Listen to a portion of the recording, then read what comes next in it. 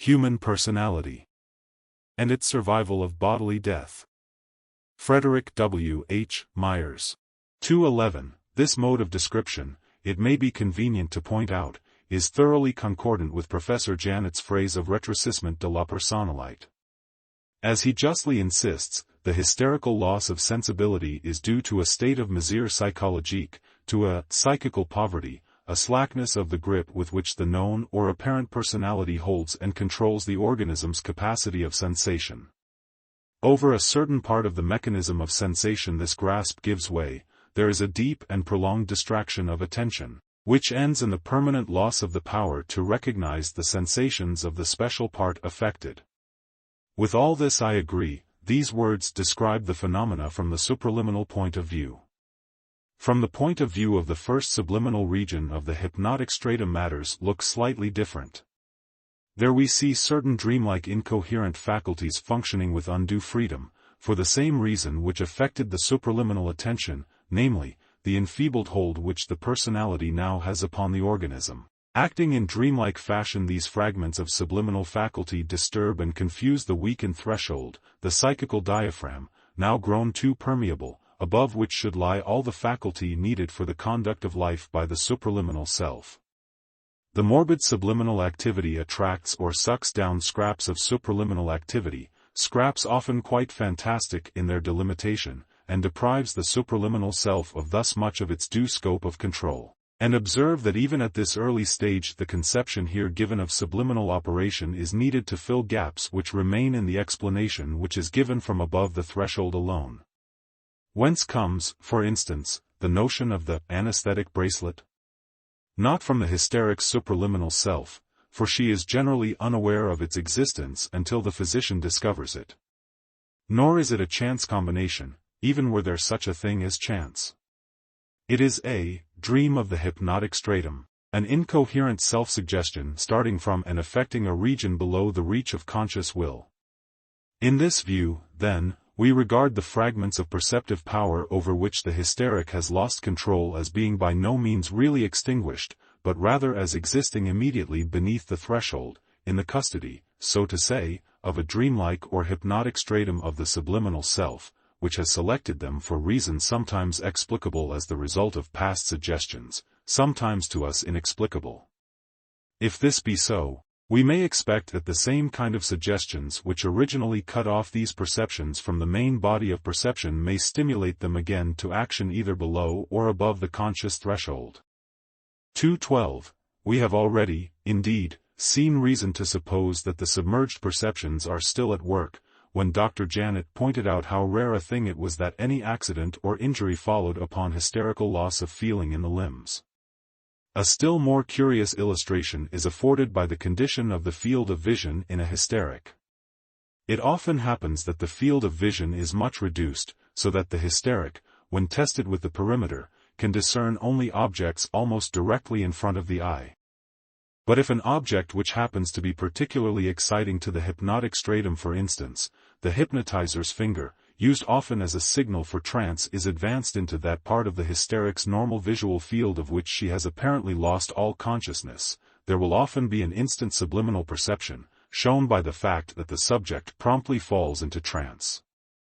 A hysterical boy, a patient of Professor Janet's, with great retrenchment of the visual field, had been frightened into his first attack by a conflagration, and the sight of a flame near him was enough to bring on an attack again. Professor Janet, with due precautions, moved a lighted match into the normal visual field, far beyond his hysterically narrowed range of conscious sight. Almost at once the boy cried, "Fire! Fire!" and fell into hysterical convulsions. The same experiment was tried by M. Laurent with a girl who had first been frightened into hysteria by the sight of a mouse. A stuffed mouse held quite outside her narrowed field of conscious vision had the same effect upon this girl as the lighted match upon the boy.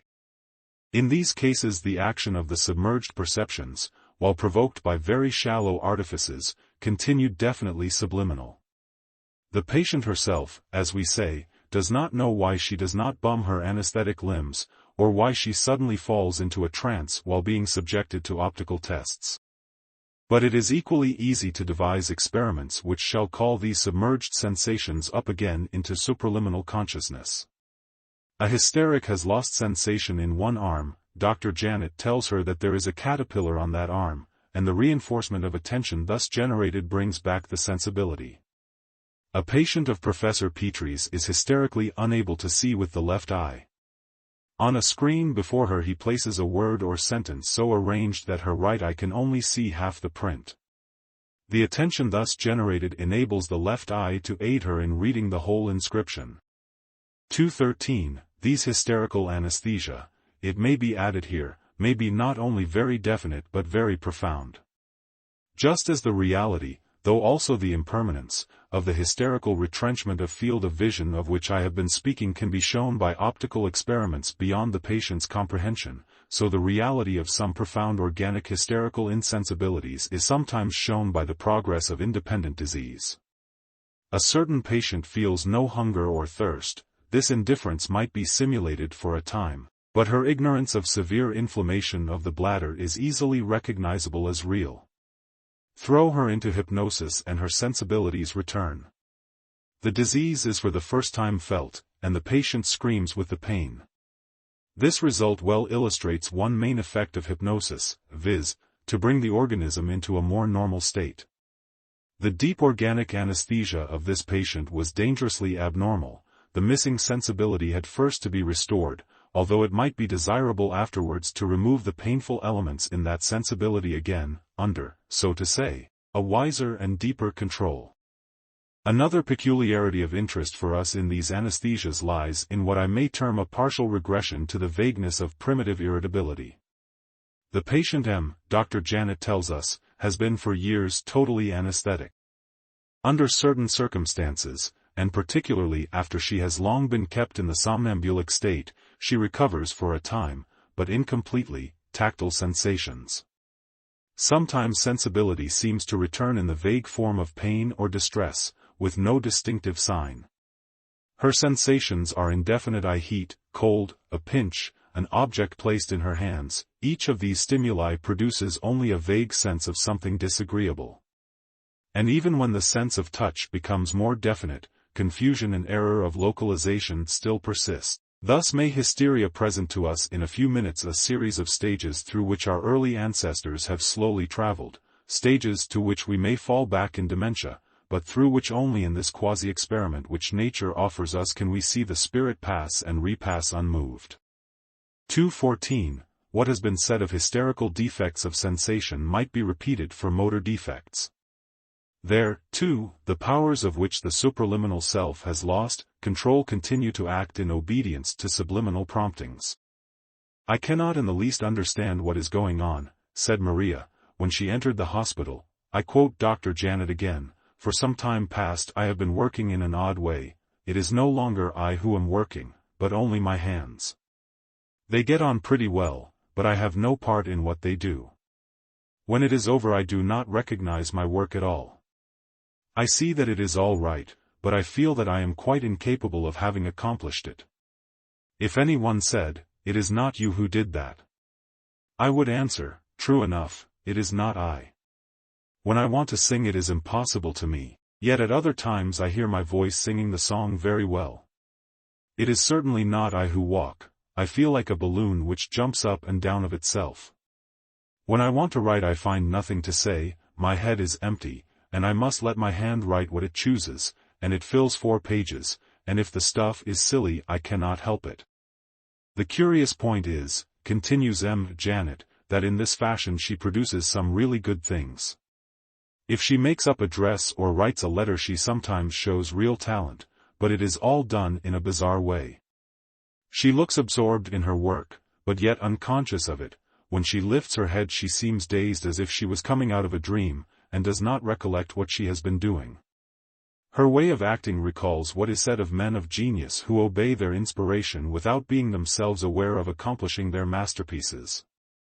To take a humbler comparison, she acts as we occasionally do when we let our hand write of itself a word which we have forgotten how to spell.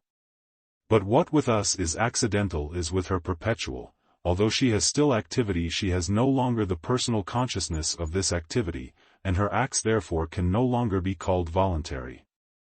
Some patients, on the other hand, will not or cannot abandon themselves to this automatic activity. They try to perform the actions consciously and voluntarily, and then they fail altogether. 215. I pass on to one of M. Jane's most acute observations, a case where the difference between the faculty still at the command of the supraliminal personality and the faculty transmissible only by automatic impulse from the subliminal self reaches its maximum point, and suggests some reflections of novel import.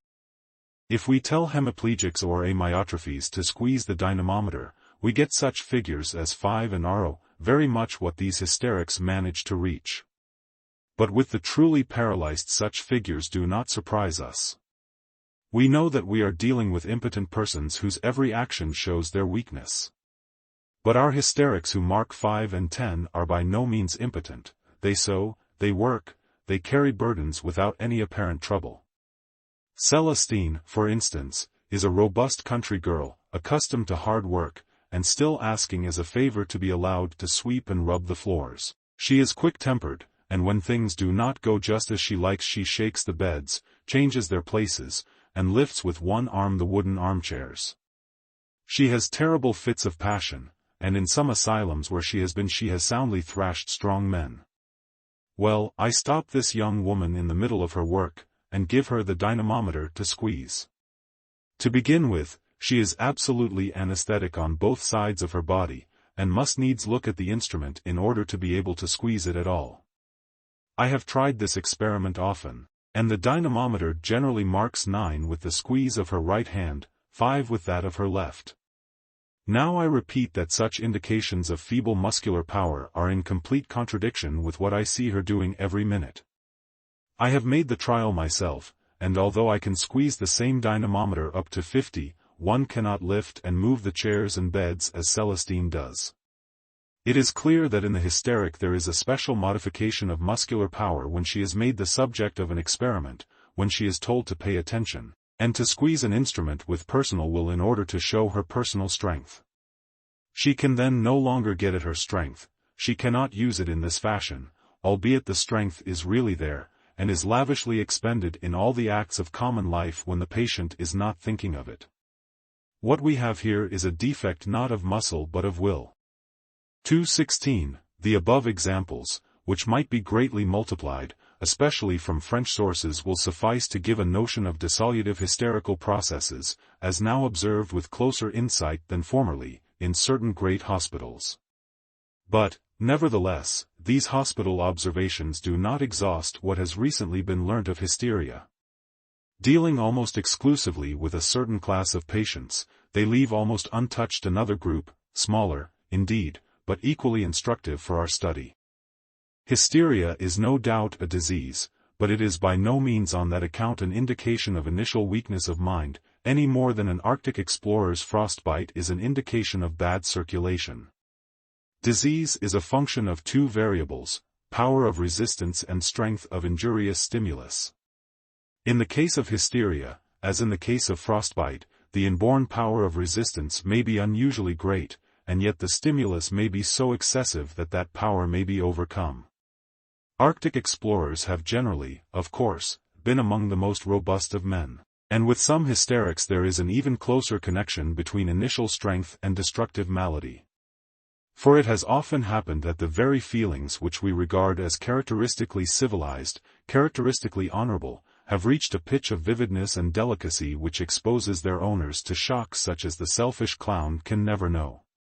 It would be a great mistake to suppose that all psychical upsets are due to vanity, to anger, to terror, to sexual passion. The instincts of personal cleanliness and of feminine modesty are responsible for many a breakdown of a sensitive, but not a relatively organization.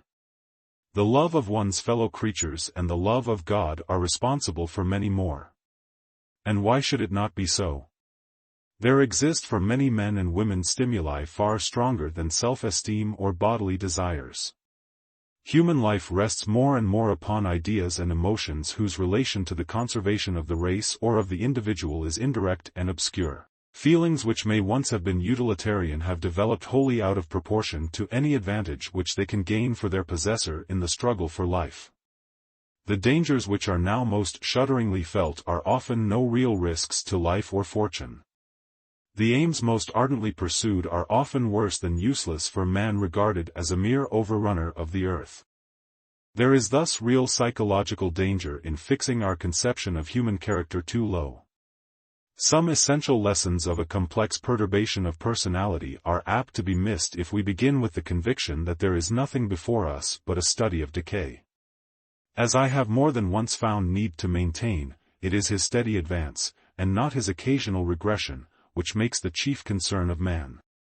To this side of the study of hysteria Doctors Breuer and Freud, in e.g. their Studien über Hysteris, Leipzig, 1895, Lave made valuable contribution. Drawing their patients not from hospital wards, but from private practice, they have had the good fortune to encounter, and the penetration to understand, some remarkable cases where unselfish but powerful passions have proved too much for the equilibrium of minds previously well fortified both by principle and by education. A somewhat detailed account of two of these cases may serve my purpose in this chapter in more ways than one. In the first case we shall see the insistent idea in its most interesting form, midway between the unreachable subliminal reminiscences, which give the signal, as in Janet's cases, for hysterical attacks, and the supraliminal and recognized idée fixe which is the torment of many waking existences. Nowhere have we a better example of the mutual convertibility of moral and physical sensations, the way in which an emotional idea may be symbolized for the sufferer by the affection of an external sense. Here is the converse process to psychotherapeutics, a kind of psychical self-infection, self-suggestion in a powerful and a noxious form. In the second case to be here analyzed we see a still stranger process of disintegration at work. Here also the first symptoms are subliminal idées fixes, translating themselves into somatic symptoms, whose origin is only recovered by help of the profounder memory of hypnotic trance. But with Fräulein Anna these submerged ideas, these hidden ulcers of the mind, become, so to say, confluent. We have a transition from idées fixes to a secondary personality, dominated by those ideas, and sinking into incoherent insanity. Yet even from that depth a certain resolute firmness of the patient's temper, aided by Dr. Breuer's skill in suggestion, raises her once more, and replaces her uninjured among sane and vigorous women. 217, Miss Lucy R., the heroine of the first case, was an English governess in the family of a German manufacturer. She was 30 years of age, in perfect health, except for a local inflammation of the nose. It is interesting to note that this local trouble probably suggested the special sense on which a hallucination could most readily fix itself. The symptom for which Miss R. consulted Dr. Freud was, in feet, a persistent hallucinatory smell of burnt pudding.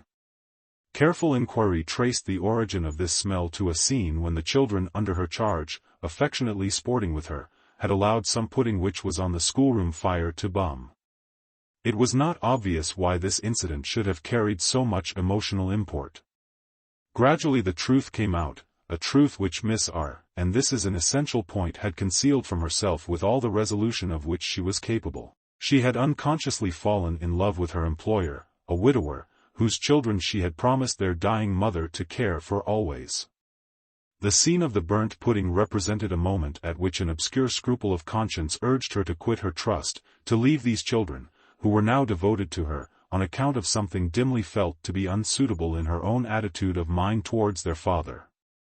When once this confession had been made, a confession new to herself as well as to the physician, the hallucinatory smell of burnt pudding disappeared. Its persistence had indicated that the emotional memory on which it was based had not, so to say, been absorbed into the general psychical circulation, but had remained encysted in the personality, a cause of pressure and distress. But now occurred a symptom which to a less skillful or patient observer would have seemed merely baffling and capricious, but from which Dr. Freud drew a psychological lesson which illustrates with curious delicacy the superposition of strata more and more segregated from waking consciousness. As the scent of burnt pudding went off, it became clear that another scent had underlain it, which still persisted, a scent of tobacco smoke. It seemed impossible to trace the moment of origin of so everyday an odor. But by strong suggestions in a waking or lightly hypnotized state, placing his hand on the patient's forehead, Dr. Freud was able to evoke a stream of pictorial memory, closely analogous to crystal vision. He called upon her to picture thus the scene required. Then slowly and fragmentarily a picture rises to the surface, off-talk, but it represents only the dining room of her employer's house, where she is waiting with the children for his return to early dinner from the manufactory. And now, she says, we are all sitting down at table, the gentleman, the French governess, the housekeeper, the children, and I. But this is just an everyday scene. Go on looking at the picture, replies Dr. Freud, it will develop and specialize itself. I see that there is a guest, the head cashier, an old gentleman who loves the children like an uncle, but he comes so often to dinner that there is nothing unusual in his presence. Patience. Go on looking at the picture, I am sure that something will happen. Nothing particular happens.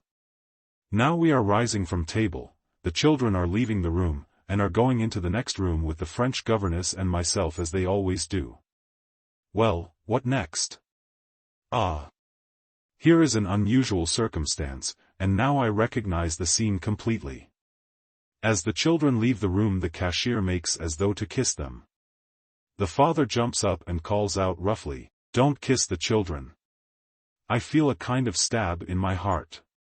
The gentlemen are smoking, hence it is that the smell of cigars remains fixed in my memory. The point is easy to understand.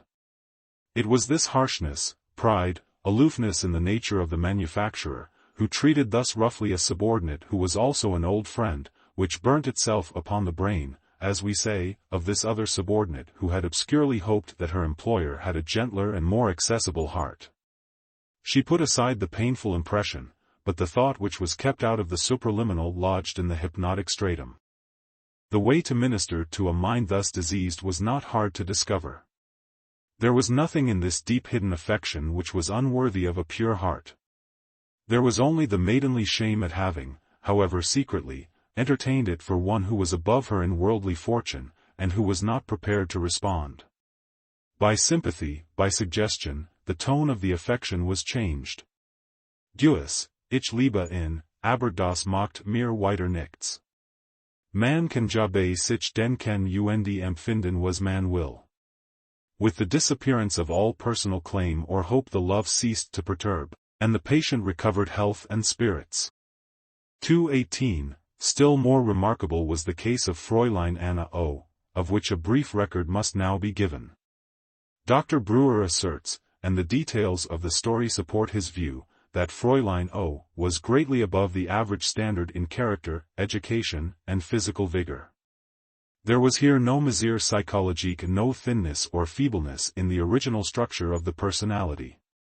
Fräulein O. led an active and happy life. Her strongest attachment was to her father. Her thoughts did not dwell on love or marriage. In the whole range of her hallucinations and delirium there was no trace of this, but she had great imaginative activity in daydreams, the invention of stories, and the like. The cause of her breakdown lay in a long, distressing, and ultimately fatal illness of her father's, 1880–81, when she was 21 years old. She nursed him with a passionate self-devotion, which was, no doubt, unwise, but which can hardly be called morbid. Her nervous system gave way, and a quantity of hysterical affection set in. There were headaches, strabismus, disturbances of sight and of speech, positive and negative hallucinations, the influence of ideas fixes, contractions, anesthesize, and c. The condition of extreme instability thus induced, varying from hour to hour, gave rise at times to a secondary personality which lay outside the primary memory. We thus have a very direct transition from isolated disturbances to a cleavage of the whole personality. Disturbances of speech may give very delicate indications of internal turmoil of the personality, and Fräulein O.'s great linguistic gift made her perhaps the most interesting example on record of hysterical aphasia and paraphasia. Sometimes she was altogether speechless. Sometimes she talked German in the ungrammatical, Negro-like fashion which so often accompanies trance or secondary states, well indicating, in my view, the incoherent character of the then operative control. Sometimes she spoke English, apparently believing it to be German, but understood German. Sometimes she spoke English and could not understand German. The English phrases of hers which Dr. Brewer quotes are, be it noted, remarkably neat and well chosen. Sometimes she spoke French or Italian, and in French or Italian states she had no memory of English states, and vice versa. Sometimes, however, in an English state she could understand French or Italian books, but if she read them aloud she read them in English, apparently unaware that they were not in that language. The origin of this tendency to English was afterwards explained in the hypnotic state. Each of the specific hysterical symptoms took its rise from some incident which had happened in hours of anxious anguish by her father's bedside. In an hour of bewildered exhaustion she had suffered from a kind of half-waking nightmare, had striven to pray, could find no words, and had at last remembered only a line from an English child's hymn. This effort, with this casual result, seemed to have given a persistent suggestion of English speech, in a manner somewhat reminding us of the phrase which has been last uttered before aphasia sets in, and which often persists for the aphasic as his single utterance. Throughout the year 1881 these symptoms continued, and as the time of year came round when she was first taken ill, a singular time hallucination sprang up. This was, in fact, a duplex existence at two dates, reminding us of Louis Vive, see section 233, and some other hysterics who can be set back by artifice to a former period of their lives. Healthy hypnotic subjects, as I have seen, can sometimes be thus transported backwards, although in a less profound manner. 219. The two conditions, says Dr. Brewer, no longer differed, as formerly, only in the fact that in the first condition she was normal and in the second practically insane. For now in her first condition she lived, like the rest of us, in the winter of 1881–82, while in her second condition she lived in the winter of 1880–81, and in that state all that had happened subsequently was clean forgotten. Only the consciousness that her father was dead seemed to persist throughout. The setback into the past year was so definite and strong that in her new house she was subject to the hallucination of her former bedroom, and when she wished to go to the door she ran to the stove, which in her new room stood in the same place relatively to the window as the door had stood in the old room. The transition from one state to another came on spontaneously, and could also be easily summoned up by means of any sense impression which vividly reminded her of the previous year. It was enough to hold before her an orange. Oranges had been her main food in her illness, to put her back from 1882 to 1881. And this return to the past year took place in no vague or general fashion, but she lived each day through each corresponding day of the past winter. I discovered this in two ways. In the evening's hypnosis she confessed day by day the troubles or illusions which had disturbed her on the corresponding day of 1881, and also a private diary of her mother's showed me the absolute accuracy of the external facts of the previous winter as revived in the hysterical illusion. It was curious to see how these revived psychical stimuli exercised an effect from the second condition upon the first or normal condition. It happened, for instance, that the patient said to me laughingly in the morning that she did not know why, but she was angry with me. Thanks to the mother's diary I found out what was the matter, and removed it by talking it out in the evening's hypnosis. I had in point of fact greatly angered the patient on that evening in the previous year. Or she said another day that there was something wrong with her eyes, she saw colors untruly. She knew that her dress was brown, but she saw it blue. Experiment showed that she could perfectly well distinguish tints on test papers, and that the disturbance affected only her vision of the stuff of her dress. The reason was that on that day in the previous year she had been very busy with a dressing gown for her father, made of the same stuff as this dress, but blue instead of brown. A most distressing inability to drink came on in the summer of 1882, and lasted for 6 weeks, obliging the patient to live mainly on melons, until it was discovered that this shuddering incapacity to swallow liquids was the result of a disgust experienced at a like period in 1881, at the sight of a dog allowed to drink from an acquaintance's glass. Fräulein O. had concealed this disgust at the time, out of politeness, but the unexpressed loathing had so worked itself out in her organism, as to produce a kind of hydrophobic spasm when the subliminally remembered time of year came round. During the nights the second condition, which still reproduced the previous year, was dominant. Consequently, since the family had changed houses since that date, the patient, if she woke in the night, was liable to greater alarm than in the day, thinking, in the loss of correction from recent memories, that she had been carried away from home. This awkwardness was averted by a suggestion from Dr. Brewer that she could not open her eyes at night, although once when she wept in her sleep her eyelids were, so to say, forced open by the tears, and she was seized with the same terror at her surroundings.